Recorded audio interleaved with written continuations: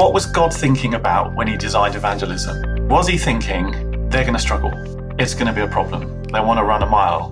Or was he actually thinking they'd enjoy it, but they'd be good at it? Actually, how about that we just go out and we live life 24/7, so aware of him and so full of his perfect love that actually it's the easiest thing in the world to share your faith, because you don't have any fear in that.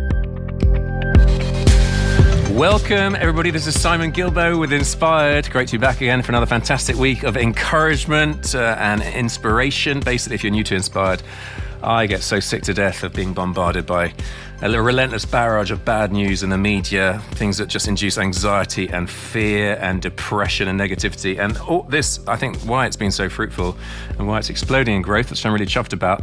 The Inspired podcast just brings good news. It's friends of mine from all sorts of different walks of life who are doing beautiful stuff, be it in the workplace, be it in this country, overseas. But the common denominator is that they've had a profound encounter with Jesus, and that has totally been a game changer in their lives. And I'm really excited because this week we've got with us Mark and Fiona Gilpin. Welcome, Mark and Fiona. Thank you, Simon. Do you know, it's interesting actually, because we've done, I think we're on about number 150, and I've always done one of the two in a couple. This is the first time we've done a joint couple thing. It coincides with the change of software that makes it a bit easier. So it's nice that we've got a tag team here. You guys, you've both got sort of jobs in the secular space, if you like, but also you've pioneered and written a course, the Dazzle course, to help people share their faith. I've got your book in front of me, which I read last week, called God's Dream, Our Greatest Privilege. We met a few years back on the J. John Evangelists Conference, which is a brilliant way of kicking off our year. And listen, I don't know much about your background, so let's just go back, both of you. What was the start of your faith journeys? I think Fiona, particularly, you had a sort of pretty challenging childhood, didn't you? Yeah, so I grew up in a household that was not Christian, and in my kind of late teenage years, my mum and dad kind of got divorced, and it was quite a horrible, long, acrimonious divorce, so bad that it got into the national newspapers. Oh, wow. And I kind of came to faith because I had this enthusiastic Christian friend in sixth form who kept saying, "Come to church with me," which I didn't want to do, but just needed somewhere to go on a Sunday morning because my house was like a war zone. And yeah, just met all sorts of amazing people there, sort of having real life struggles, but actually had Jesus in the midst of it all, and they weren't frazzled and beside themselves like I was. So yeah, that's my kind of faith background story. How about you, Mark? So I grew up in a Christian household, and it was evident, even from an early age, that God existed, because my parents prayed. When they spent time with God, they were encouraged. Obviously, you'd hear Bible stories being read to you. And when you went to church, people stood up and shared their stories of how God intervened and God answered their prayers. And so it became very real that God existed. And I remember as a junior school child praying to become a Christian. Mm-hmm. I don't know if it happened then, but that's when I remember doing that. But it was only when I became a teenager and I got baptized. We were in a part of a Baptist church. But that's when God became real to me. I actually felt God for the first time in terms of his love. And that's when I would say that I actually started following Jesus. But to be honest, over the next 2 years, I really struggled with it. I didn't enjoy it. I felt like I couldn't get it to work. I felt like I couldn't live up to what the Bible said. And I actually wanted to give up, or even a part of me thought, I wish I'd never found out this was real, because I couldn't put it into practice. And it was only when I went off to university and I met a whole bunch of Christians that just had it, they sorted it out, they got it working in the main, and they were enjoying and happy with it, that they just helped me. They helped me process through all my issues and find my feet in my Christian life. And after that, it started to take off. Great. Am I right that you both met at university? Yes. Right. So so were you drawn together by a common fervour for sharing your faith? Because that's what pretty much I picture you guys now as. I was love at first sight, almost, joking apart. We met early on, and I was a year ahead of Fiona, and I was responsible for the Freshers' Fair event for the Christian Union, and I was making a bit evangelistic. And Fiona came up to me, and she had this yellow badge on. I can still remember, and it was from an evangelistic event that she'd done in her hometown, I believe, if I remember correctly. And that's when we discovered our common interest. And within a few weeks, I think few weeks we were going out. I was a little more reticent. Having got saved in my late teen years, I'd been hanging around all these Christian guys who were really lovely and really kind and used to give me lifts to and from church. And I was thinking, they can't all fancy me. So I didn't know how to work out the kind of the Christian relationship thing, because I couldn't work out if they were being nice and brotherly or actually if they were kind of a bit more keen or more interested. Yeah. So I was kind of very wary and kind of treaded carefully in that regard. So it took me a little while to kind of warm up to Mark and come round to the idea of going out with a Christian. Right. And what sort of... Yeah, good. What sort of jobs did you end up doing? I did a maths degree, so I'm quite logical in what I do. So I ended up going to IT, started as a programmer. Just over the years, I've 30 years now, I've kind of worked my way up the organisation, and now I do IT strategy for companies. Mm-hmm. And the easiest analogy for that is like a town planner for IT. You're looking at all the IT in the company and just trying to optimise it, improve it, and help the company achieve its aims through its IT. Right. I did a psychology degree. So in my life BC, before children, I worked for the psychology service for mental health and learning disability. And now that all our children are adults, I'm back inside the NHS working with a charity that works with teenagers who are self-harming and feeling suicidal. Wow. Okay. So parenting, living the dream, was it plain sailing? It started well. So our first child was textbook. Ate when they should, sleep when they did, should, followed the books, and was absolutely gorgeous. After that, all the others decided to be not textbook.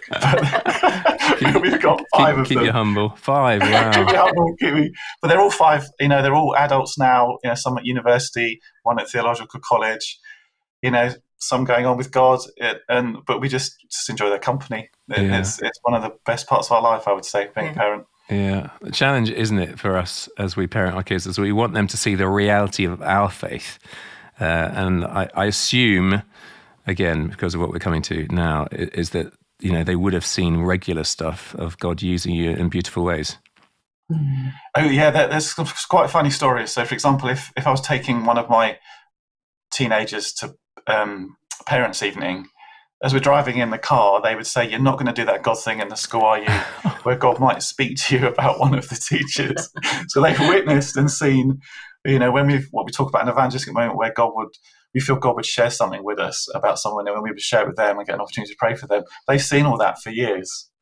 And one of our kids is just mirrors it, doesn't he? And he's living that as well now. It's interesting. Mm. Yeah, we used to take them out on outreach when they were kind of like in their young teens, and they'd be treasure hunting at the age of 11, if you know what treasure hunting is. And yeah. No, explain it. Go on, explain treasure hunting. So treasure hunting there's a book written by Kevin Dedman called The Ultimate Treasure Hunt, and it's where before you go out, you just sit and pray and ask God to give you clues, and you write these all down on a little piece of paper, and you go looking for people based on the clues that you have on your map, on the premise that actually God's gone before you and is already at work in these people, and we've just got to find them and say, "You're our treasure," and you go through all the things on the list, and they go, yes, that's me, and you just get an opportunity to chat with them, share the gospel with them, and pray with them.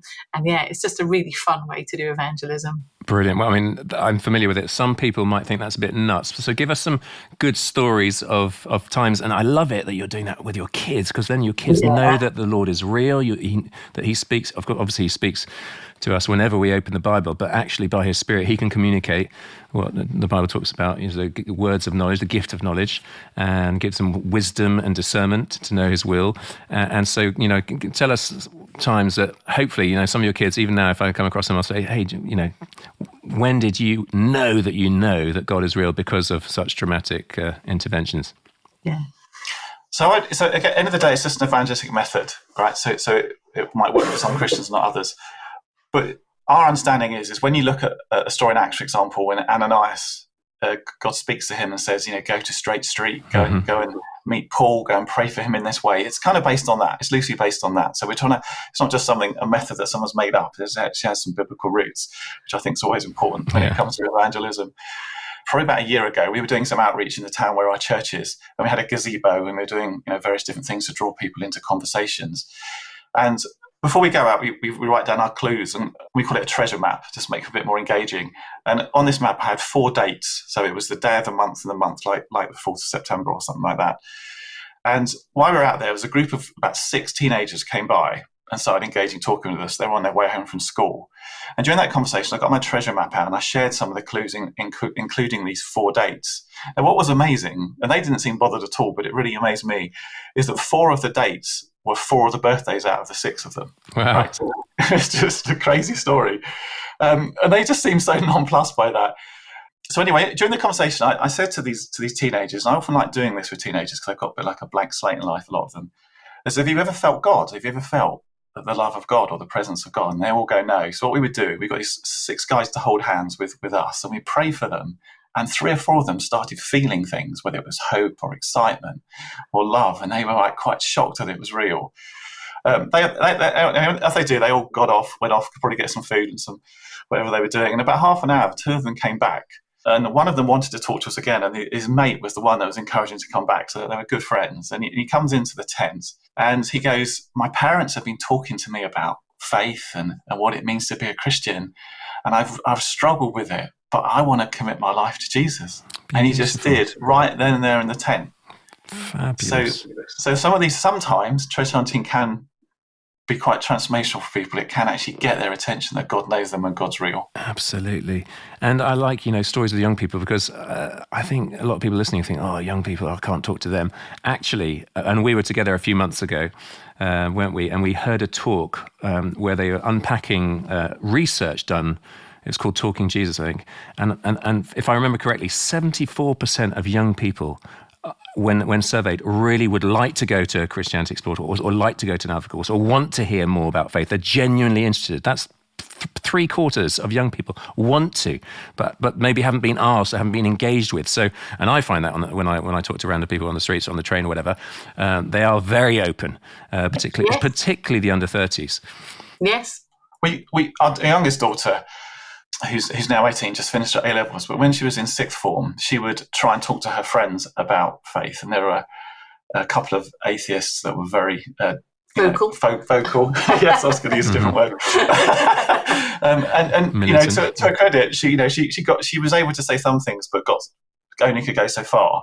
And so she would invite them round to our house on 2 or 3 occasions, and we would feed them because who doesn't like food at that age? And we would spend 2 hours often in an evening just trying to answer their questions.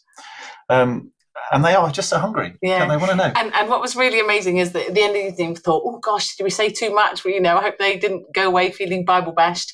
And it was her 18th birthday recently. And one of them sent a card and it said, thank you so much for those evenings that I spent at your house with you and your parents. They were some of the best days of my last couple of years. And it was like, yeah, that was just really, really amazing. We were completely kind of blown away by that. So, yeah, people are more open and more hungry and more interested than you realise. Yeah, what I love about you guys is that you are literally, you're doing what Ephesians 4 talks about, which is the evangelist's job is not to evangelise, the pastor's job is not just to pastor, the apostle's job is not just to be the apostle, it's to equip God's people to do it. And so that's what the Dazzle course, isn't it? It's saying that you've got this multitude of people in our local church. It's probably most of the people who are listening, to be honest, because according to Barna statistics, 96% of followers of Jesus in this country have never led anyone to the Lord. So we sort of know we're meant to be part of this movement. We know we hopefully we want to, but we're either lacking gospel confidence, we're lacking the tool, we're lacking the courage to step out of our comfort zones, and we need to break that fear. But we need maybe someone to help us. And what I love about you guys and the Dazzle course is that you've done that with hundreds and hundreds of people. So listen, how did that course come into being? I'm guessing you just did it and slowly you sort of pulled together a sort of structure. Talk us through that. So how did it begin? I think there's 2 stories worth mentioning. One is, so I did a talk in church one evening, like I typically do because I'm on the teaching rota. And after that talk, 3 of the directors, or what we call directors, they're elders in biblical speak, would came over to me, and I thought, oh no, I'm in trouble. What have I said? Because you don't want 3 church leaders coming to speak to you. And they talked to me about what I said, that they thought there was significance in it, and it was quite profound. And I'd done a talk about what God's dream is, which is what you find in our book, which is a different perspective on the Great Commission. After that, one of my friends at church was doing a conference in Canada, in a beautiful place called Winnipeg, and he asked me to come and be part of the teaching team. And I went over there, and I was sharing a little bit about God's dream. It was an unusual conference because what they were doing is they were getting feedback from the previous session at the start of the next one, which is interesting as a speaker because I wasn't the first to speak, so I was aware this was going to happen. It's a nice bit of healthy pressure to deliver a good message. And one person stood up and they said, when you were speaking about evangelism, it felt like a glass ceiling broke over me around evangelism. And I thought, wow, brilliant. I thought no one's ever said that about my teaching before. And then two other people who'd been out over lunch to get some food and stuff said they deliberately left the conference because they were so stirred to do evangelism. Wow. That they wanted to go out and share Jesus with the people that they were going to buy lunch from. And I thought, I've never heard a story of a Christian leaving a conference to go and do evangelism. And we started to think, maybe there's some more significance in what we had than we thought. And then the final story was we did a pilot at our church called Dazzle, and we had about 6 or 7 willing participants to come and try it out. And during the course, we have what we call activation. So obviously we do a bit of teaching and we give people a bit of practice so they can learn and they come back and talk about it. And what we mean by an activation is that we get the course attendee to ask God a question. And it could be, for example, how do you see me doing evangelism, or how have you designed me to be evangelistic? It's a good open question. And we encourage people to hear what God says. Some Christians hear God in a moment, some go away for a week or two, think about it, pray about it, read the Bible a bit, and then they'll come back with an answer.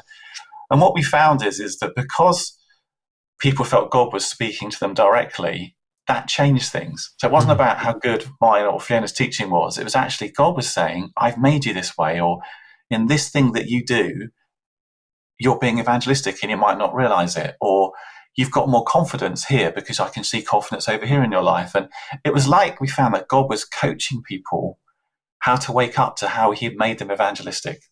Mm. I think from my perspective, Dazzle has kind of like been many years in the making. We've both been Christians over 30 years. And when I became a Christian at 19, I kind of read the Great Commission and I thought, this is it. This is our job description as Christians. It's like, go big or go home. And yet I came across so many Christians and I go, hey, why don't we go and kind of, talk to people about Jesus? And they'd be like, yeah, no, thanks. Yeah, no. And I was genuinely surprised. I just kept coming across more and more Christians that just didn't want to do evangelism. They were scared. They were reticent just for a whole load of reasons. And I never really understood it. And just as years and years of being a Christian, it was no different inside churches. Loads of Christians of different ages, of different backgrounds, of different denominations. Most of them did not want to engage in evangelism. Most of them, we joked about when we wrote the God's Dream book that we'd call it the E word, because you just have to say the word evangelism inside church and you get a whole group of people that look at you like rabbits caught between the headlights. Yeah. Most Christians are quite fearful at the whole prospect of going out and sharing their faith with strangers. Yeah. So we kind of wanted to address that, really.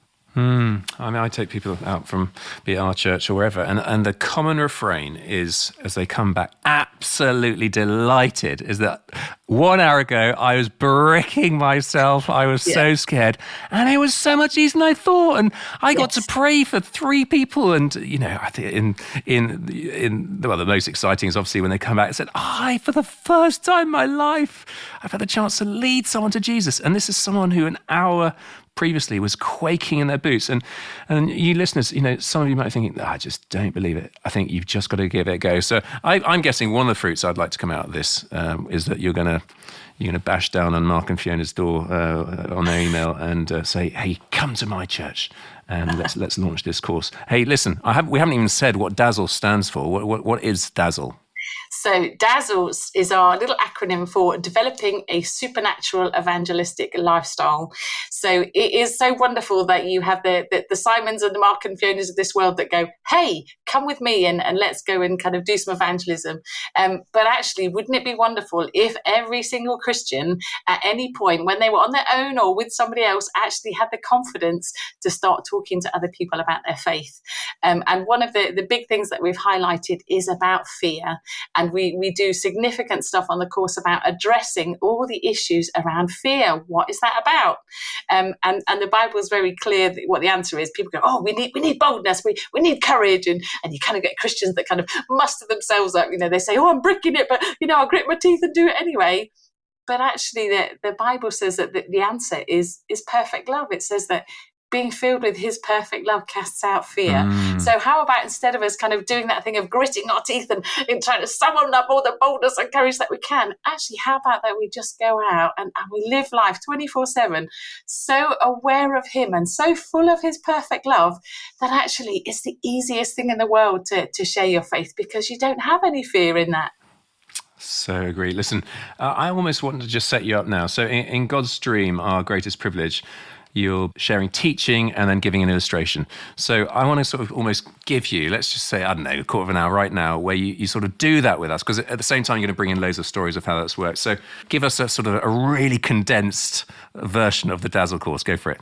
So we've just started a Dazzle in a church near us this week. And one of the things that I was saying in terms of we kick off the course with is, what was God thinking about when he designed evangelism? So was he thinking, they're going to struggle, it's going to be a problem, they won't be able to get on with it, they want to run a mile? Or was he actually thinking they'd enjoy it, that they'd be good at it? Because if you look at what it says in the Bible, that it says that we as God's people are the main vehicle to sharing the gospel. He's chosen us, so that's God's plan A. I know angels get involved at sometimes. You hear stories about that. There's stories in the New Testament, aren't there, where angels get involved. But God's plan A was to choose us to share our faith. And we know that God is all wise, just way beyond our comprehension and our understanding. So if we have a perspective that says God choosing us is a bad idea, probably means we don't have God's perspective on evangelism. Because if it's God's idea, it's got to be a good idea. It's got to be a fruitful idea. So part of the course in the early stages is to get people to believe in God's plan. Or it says in Acts about God having a deliberate plan, that actually we are the centre of attention in evangelism, in the sense that when God is looking at us, he wants us to share what our story is and what God's doing in us. And what we find is, because we're training people in lifestyle, is that there are people around us, known and unknown, that God is already working in. And actually what he needs to do is connect us and connect what God's already done in our life, the story of our salvation, the story of the testimonies over the years, because they'll be relevant to someone that's nearby. So on a Dazzle course a couple of years ago, there was a guy that had a road accident, not during the course but before, and it was quite a nasty one, and he took a year and a half to recover. And he was sharing the story on the Dazzle course because he was excited that he was about to go and renew his car insurance because he was fit to drive again. And when he rang up the insurance company, the person asked him about why he hadn't driven for a while, and he shared this story about how he'd had this accident and it took a year and a half to recover. And the insurance agent said, I've got exactly the same situation. I had a car accident a year and a half ago, and I'm still in recovery. I mean, it's exactly the same time frame. And so this guy in the course was able to share with this insurance agent how God had helped him through the journey, some small miracles that he'd seen over the process of healing, and just share his faith in a way that was related to a story that he had. And I think if we look at sharing our faith that way, we can be confident that God has been working in us and changed our lives in different ways and given us unique stories, and therefore that story will be unique to someone else. So, for example, if there's someone out there today that fits your story, Simon, rather than mine, it's better that God connects you with them rather than me, because you've lived the story, you know what God did. Does that make sense? Yeah.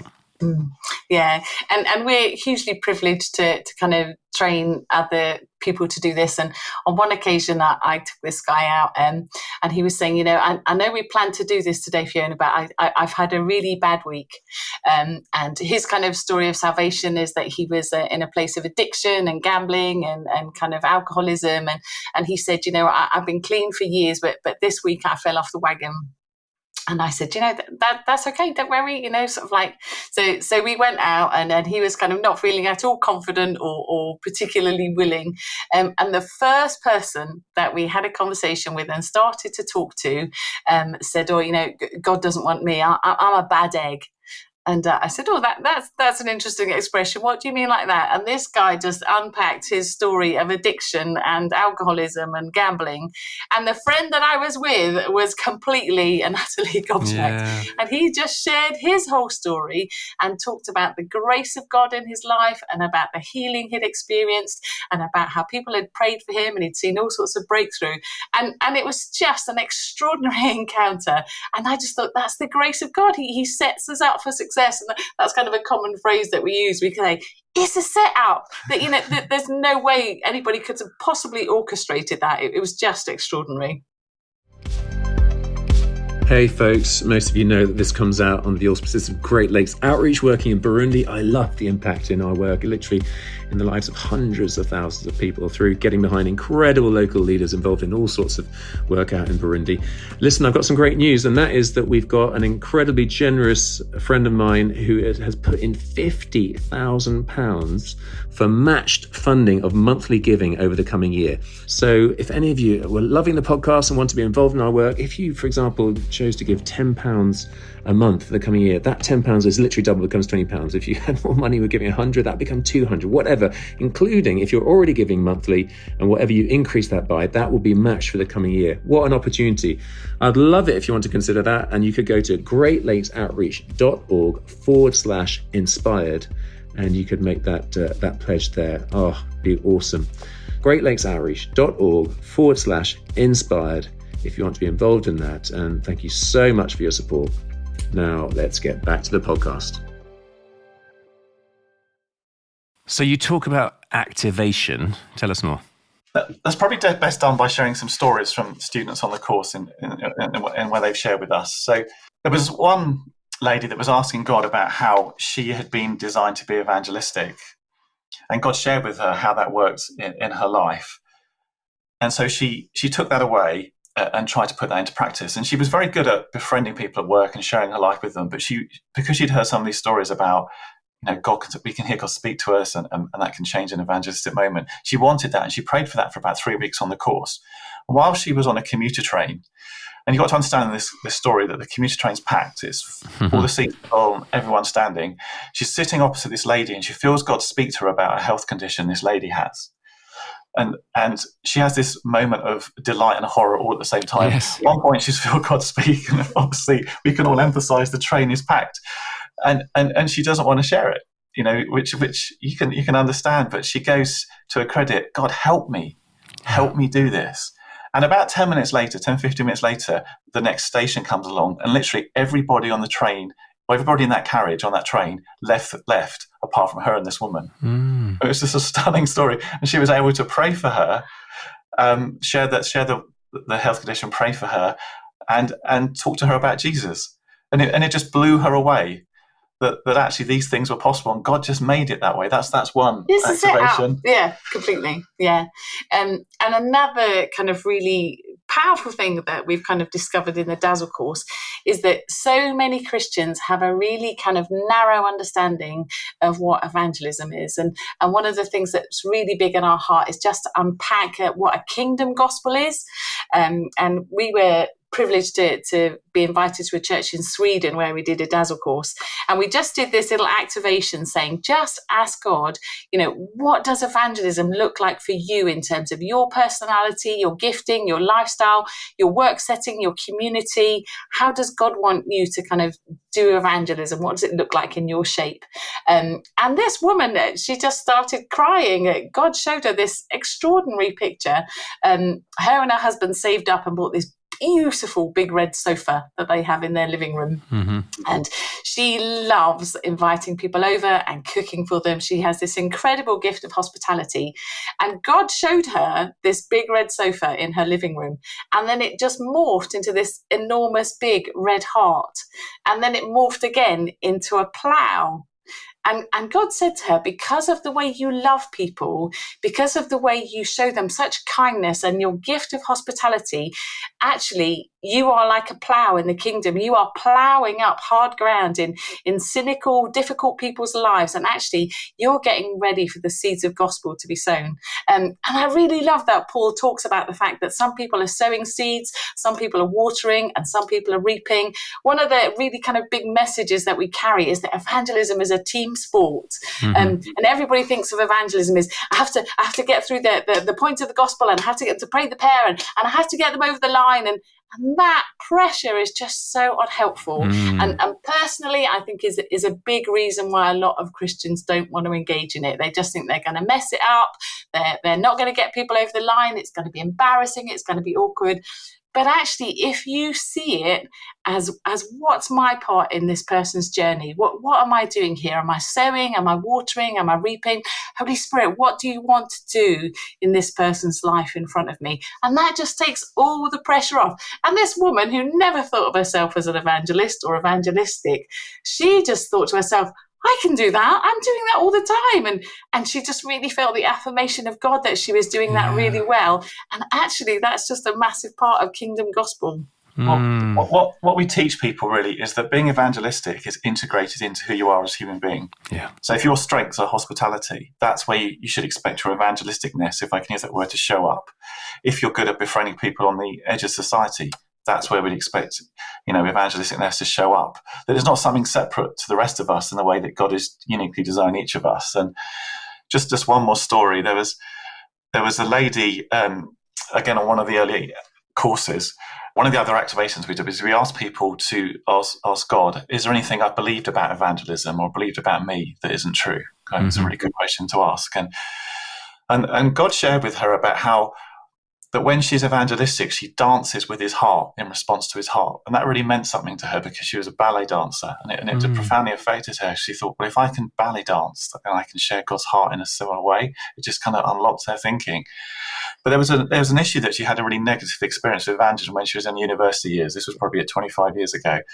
And she was very vocal in sharing her faith on a corridor. And there was a group of 6 of their friends, I think 5 or 6. And they all brought lots of their non-Christian friends to the mission event. And she was the only one that didn't see any of her friends become Christians. And all the other 5 friends did in the group. And she took away from that moment when she was in her late teens that she was no good at evangelism. And she believed that for 30 years. And when she asked God that question, later, 30 years later on the Dazzle course, God told her that that's not true. Yeah. You're very good at this. And she ended up becoming a missionary and going to the Far East shortly after Dazzle. I mean, it was just stunning that and that's true for all of us. We can believe things about ourselves for years, even decades, that just aren't the case. We can believe things about theology or about God that just simply aren't true. But we've had a bad experience, and the bad experience is the teacher rather than reality being the teacher. Yeah. I would let's just take 10 seconds and just ask God, have we got a skewed view on this?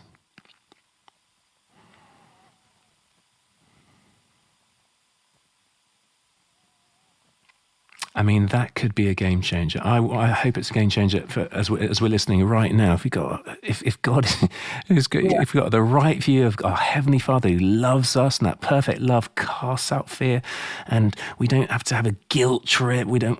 I mean, it's true that 2 Corinthians 5:14, Christ's love compels me. That's what Paul says. For I am convinced that one died for all, never all died. So I do feel compelled, but it's not out of guilt. It's out of gratitude. And, the analogy that I use, and it's not my original analogy, but it's the most helpful analogy I've found to free me up from the pressure, is that we're walking through the apple orchard of life and you shake a tree. And if the fruit is ripe, it falls. And if it's not ripe, don't yank it. Because it's counterproductive, because it's not going to be healthy fruit. And some of us, we might have been victims of someone trying to yank us off, and it's so damaging. But I want to say, if you are winsome and kind and sensitive and respectful of people as you engage them, there's an angle curve, which is like, if you picture one end, people are like miles away from God, and then you've got a point on that line where they actually make a decision to follow Christ. Let's say they're at minus 100. You meet someone, they're minus 60. They're not that interested. You're probably not, unless some crazy miracle happens. You're probably not going to get them all the way over the line in one go. But maybe after meeting with you, they're like, I'm minus sort of 50 now, because that was a really kind, thoughtful person. And I feel intrigued about that, because I can see in their lifestyle there's a real consistency and a peace that I don't have. Whatever, that sort of thing. And I think you, and I often meet people, well, I think on average it takes, they say, 7 times of being exposed That's right, to the truth before someone actually professes faith. So I know your stuff. I mean, sometimes what I love about your stuff is that if the Lord does give you an insight, a supernatural insight, a word of knowledge, then often that either jumps people all the way over the line, or certainly a massive jump from total skepticism, cynicism, antagonism, whatever, to, whoa, I mean, they didn't know that about me. There's no way they could have. I'm sure you got stories like that. So in our past, we've run Alpha, but what we found out in the early weeks of Alpha is lots of people's questions were just antagonistic. Mm-hmm. And they might have been their real questions, but you had to go through those 3, 4, 5, 6 weeks before the real questions came along. And after doing it for a couple of years, we thought, I'm bored with this pattern. There must be a better way of doing it. And again, we prayed about it, and we had the idea came to our mind about what if we moved the healing week, which is towards the end of Alpha, nearer to the beginning. And I think we did it after the cross, the week on the cross. And we would ask God for conditions that people might have, and we put them up. We were using OHPs when we were doing this. Yeah. So we put them up on the OHP, and people would respond. And I remember that I just had a word in my head, collarbone, and some guy said, "Yeah, I've broken my collarbone twice." It was, you wouldn't know that. And we found that when people realised that God was real, all their questions changed. Because if God knew something about them, and if God then healed them, it changed the deal, because they suddenly couldn't escape reality. It was, what's God like then? What's the implications for me if God does exist? And so you get a whole richer bunch of questions that are really helpful in terms of bringing people through to salvation. And what we realised is, over the years of doing Alpha, is we collected stats. I went to think of it some kind of training day, and they said collect stats on what's going on so you can learn from them. So I tracked how many people came each week. I tracked how many people became Christians, and then how, whether they stayed, and if they did fall away, how quickly after the course. And we had all these stats that we used to collect. And we found that if people had an encounter with God in some way, so that was whether God had shared something with them, that they knew he was real, that they got healed, or they felt his presence, or they prayed something really specific and God had answered it in the context of their life, that they were twice as likely to become a Christian during the Alpha course. Mm-hmm. And they were 3 times less likely to fall away. Wow. Within a few months or a year. So it helps us realise that when we're sharing our faith with people, whether it's on the street or in our everyday life, it really helps if we can help them have an encounter with God in some way. And we can fast track them a little bit along the Engel scale, because they suddenly get to the point on the scale where they know God is real. And that's really changed things for us a lot, and that's changed our approach. So if I want to share a story, for example, I was flying up to Edinburgh to join a team of other Christians, because we were gathering there, and the next day we were going to fly, because we were doing a conference with a church in the Faroe Islands. And it's about a half-hour drive from Edinburgh Airport to the hotel that we were meeting in. And I got talking to this taxi driver. I always build rapport with people, because I think there's always one of 2 outcomes. You either have a good, engaging conversation with another human being, or you do that, and then you get a chance to bring something from God, and you can bring the gospel in. And we find that rapport breaks down the barriers between strangers, and it's really helpful. And anyway, as we're driving along, I feel God starts to speak to me about a specific part of my body under my arm. Mm-hmm. It felt like there was a little square, and it was a very odd thing. And I didn't know what it meant. And I didn't know if I brought that up, how the conversation was going to go. So as the taxi driver drew into the reception area of the hotel just outside, that's often a good time to start a conversation, because you've got them trapped, because they've got to take your money. So you can draw the conversation out a little bit. Same in a restaurant as well. And I said to him, I pointed to the bit under my arm, just near the shoulder, and I said, I'm feeling this thing. I feel God speaking to me. There's something of significance about that. Does that mean anything to you? And then to my surprise, he went really quiet. It felt like an eternity. And I thought, why is that? Have I offended him? Have I upset him? What can that mean? And he basically then started to share the story with tears in his eyes about how he'd been diagnosed with cancer a year or 2 earlier. And they had to cut through the the head, to take some bone out of the head through the skull to get to where the cancer was. And they took a bit of bone out of his side that I had pointed to, to go to replace the bone in his skull. And he was just gobsmacked. And it's things like that get people's attention. And then he opened up about the experience and the difficulty his wife had through the whole experience, as you'd understand. And I was just able to pray for him that he'd know God was real, that he would know God's comfort, and that it would start a journey for him of discovery about who God was. And when you're in these stories, you just don't know where they're going to go. It's a great story because it has a profound ending, but you're just in them. You're just, exploring it, going with God, seeing where it's going to go. Is it going to work out? And some of our stories are tough. Got as many stories that don't work out as they do. But when they do, we've left that guy with the reality that God knows him. And no, not just that, he knows probably the most difficult part of his life. Wonderful. Yeah. You use the word game changers. I think our kind of experience of the game changers that we've had teaching and training Christians over the years is that the premise of all of our evangelism is Romans 2 verse 4. It is the kindness of God that leads people to repentance. So if you do nothing in this life except put the kindness of God on display every day, you are bringing people nearer to the kingdom. Yeah, that's really important. The next game changer is that so many Christians say to us, I can't do this supernatural thing because I just don't hear God. And I'm kind of quick to reply to that one to say that hearing God is not a gift, it's your birthright. Mm-hmm. Jesus says in John 10 that my sheep know my voice. And often when we unpack this and explore this on a Dazzle course, people have thoughts that drop into their head all the time. So in Christianese, we say, I just had a little nudge that I needed to pick up the phone and talk to somebody or send a text. And actually, it turns out that something incredible happened as a result. And their fellow Christian said, you were an answer to my prayer. You're just what I needed in that moment. Why don't we have exactly the same thing with non-Christians around us? Why don't, when somebody kind of pops into our head, why don't we believe and understand that actually that's a little nudge from God to have an encounter with a non-Christian, whether that's a colleague or a neighbour or a complete stranger who's in your environment in that moment? And the kind of other helpful analogy, you're talking about walking through the orchard of life and shaking trees. We kind of talk about salvation. If you say to people in the room, is anybody here who's married? And lots of hands will go up and we'll say, on the first occasion of meeting your now marriage partner, did you say, I'm going to spend the rest of my life with them?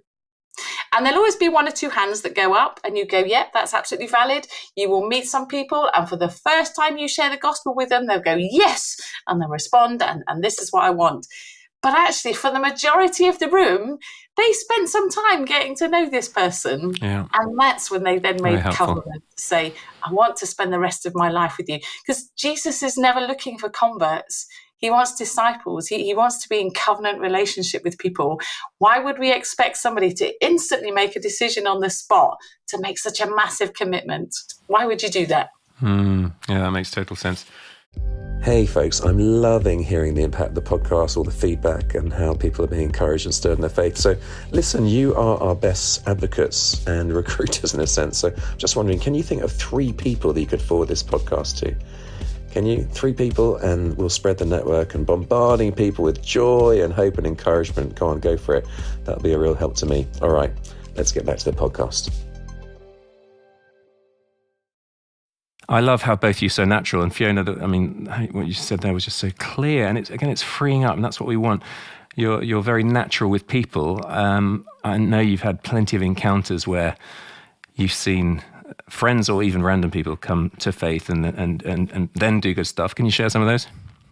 Yeah, I think my favourite stories are often the random people. So we are hugely privileged to get invited to lots of churches to do stuff. We were at one church in southeast London, and it was a Friday night, and we were kind of doing some stuff with the youth, and a homeless guy kind of wandered into the church, and this guy is well known to the church. He regularly comes in and they give him hot drinks and meals and chat with him, and this was one such occasion. And on this occasion, he brought in various cakes. And he said, this church these people are so kind to me. I wanted to bring in some cakes. How many people have you got in your church? And the guy said, about 200. He went, I've not got that many cakes. It's quite funny. Anyway, we just had an opportunity to just sit and chat with him, and he was just sharing all sorts of things.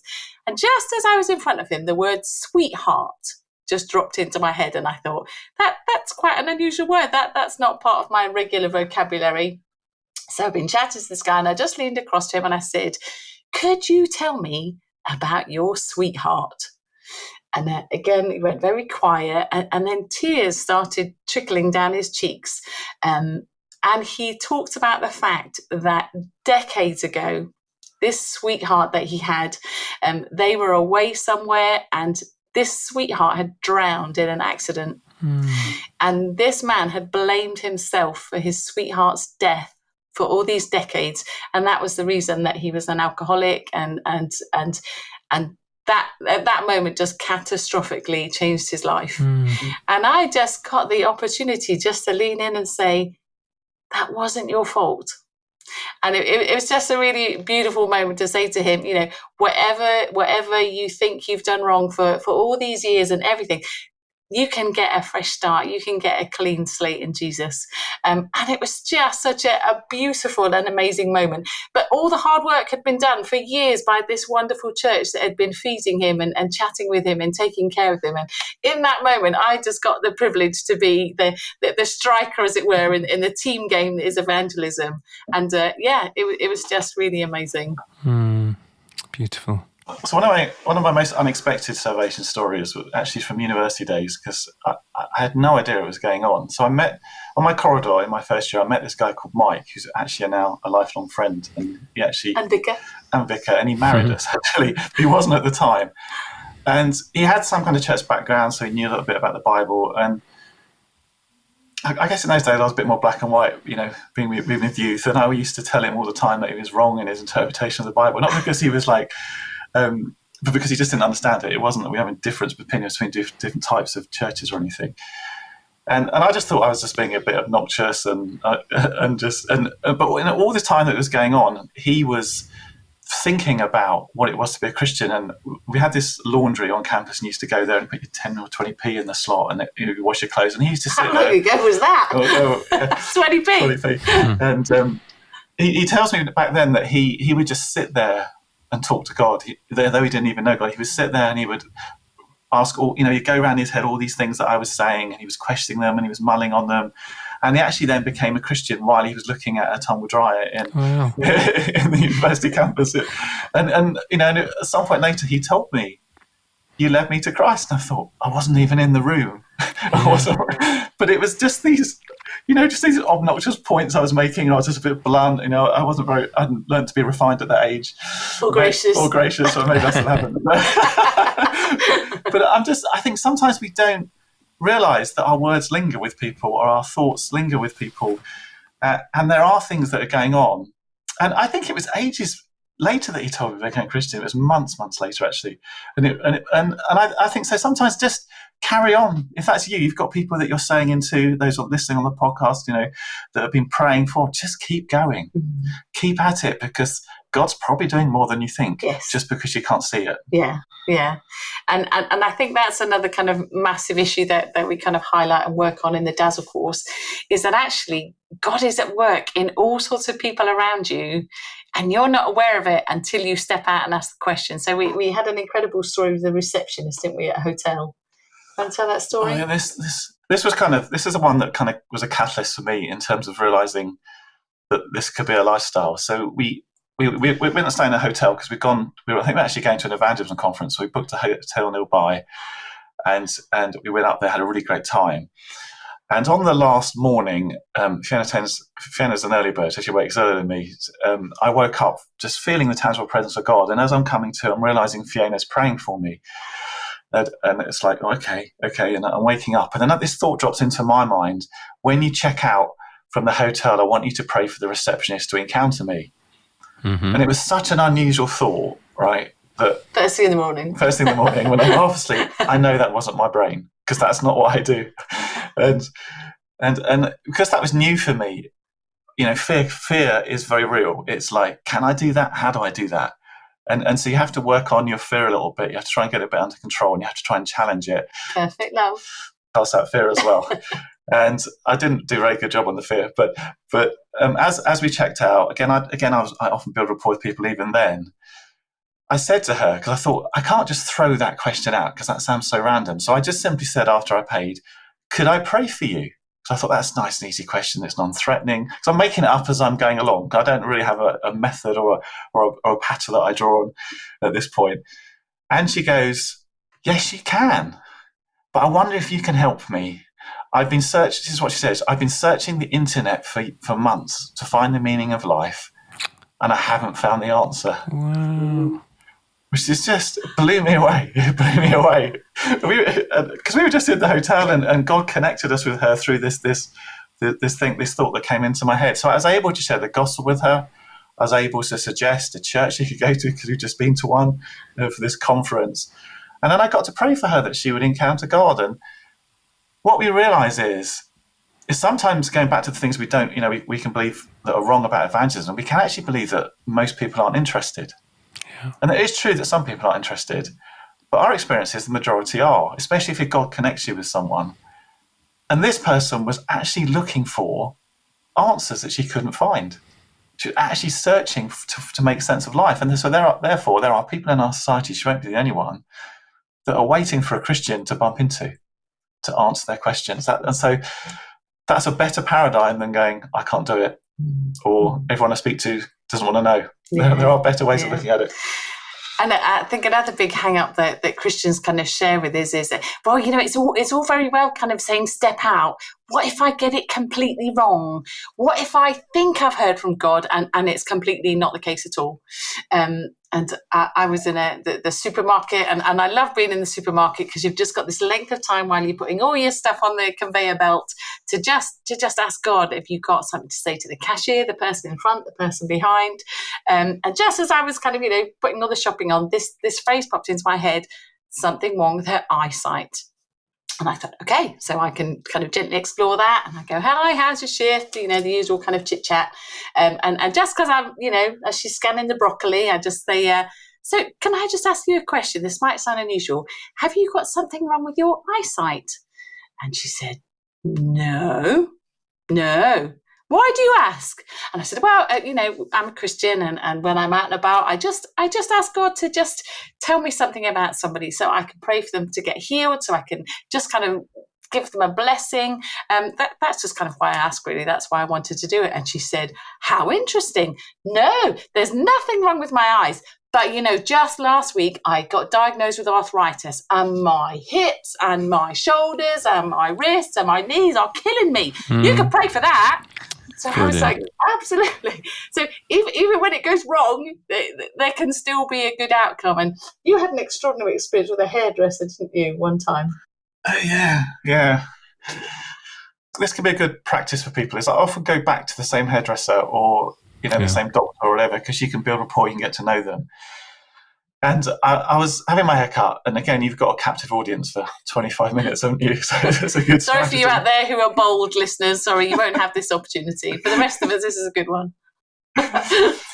And I felt like someone. I was just talking to him. We need to talk about holidays and all the normal stuff you do when you're talking to a hairdresser, just to take the stereotype there for a minute. And I felt that there was something wrong with his heart. So I said to him, exactly what Fiona said. Sometimes when I meet people, God might speak to me because he wants to do them good in some way. And have you got a problem with his heart? And he goes, no, not at all. And you've got a choice in that moment. You can either feel really stupid and small, or you can pray to God, please rescue this. That's frequent prayer. So I said, never mind. I do this quite often. Most of the time I get it right, but sometimes, I'm learning to hear God. I don't always get it right. No big deal, right? That's how I felt. I rescued it. Anyway, about 5 minutes later into the conversation, so it went quiet for a moment, he said, well, if you get it right sometimes, tell me stories where you got it right. So I was able to tell him 3 stories of moments where God had touched someone, healed them, encouraged them.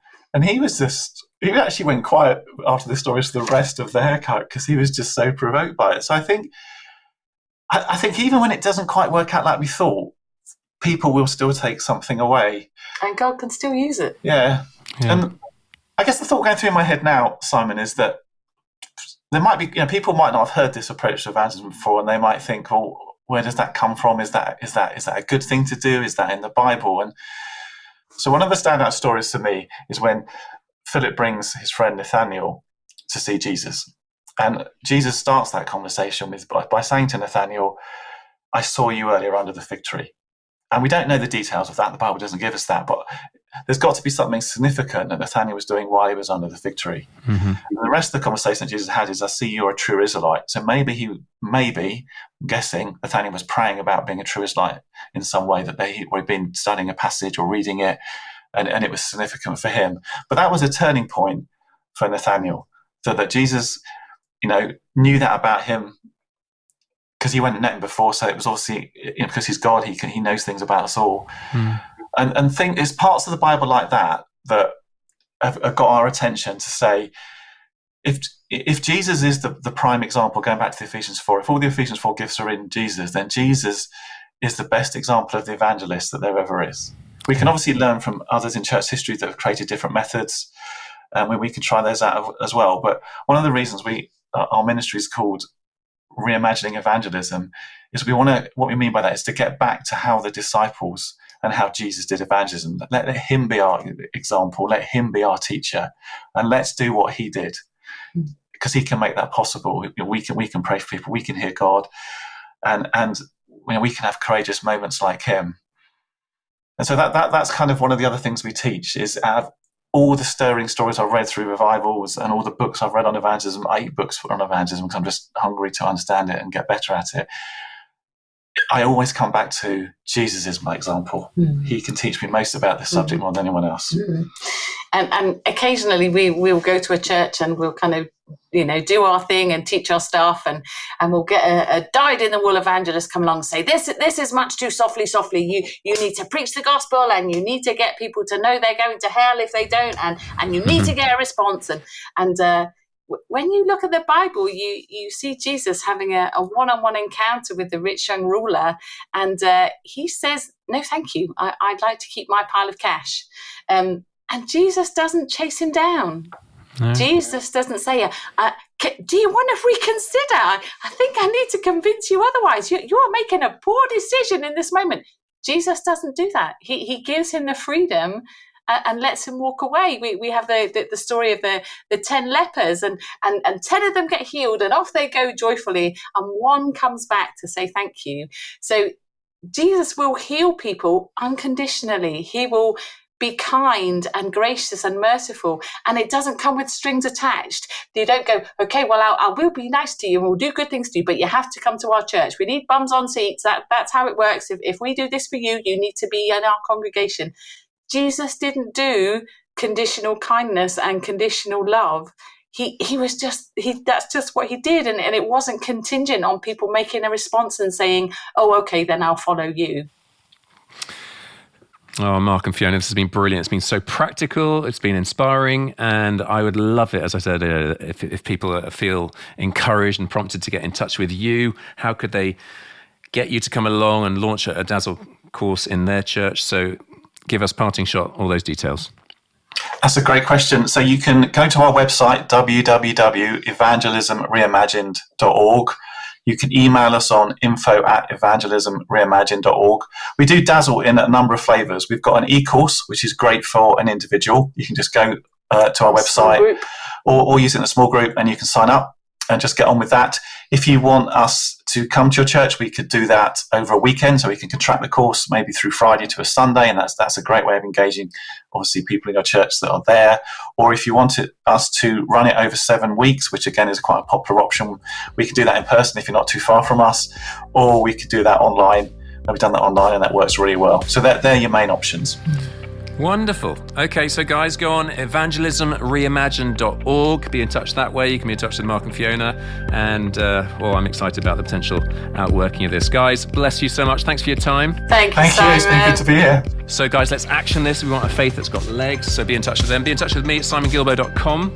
I want to thank Adam Thomas Steer for the editing, Mike Sandeman for the mixing. Gossip this podcast with other people. Next week, another fantastic guest. I love the variety, so I'll see you next time. In the meantime, have a good week and toodaloo.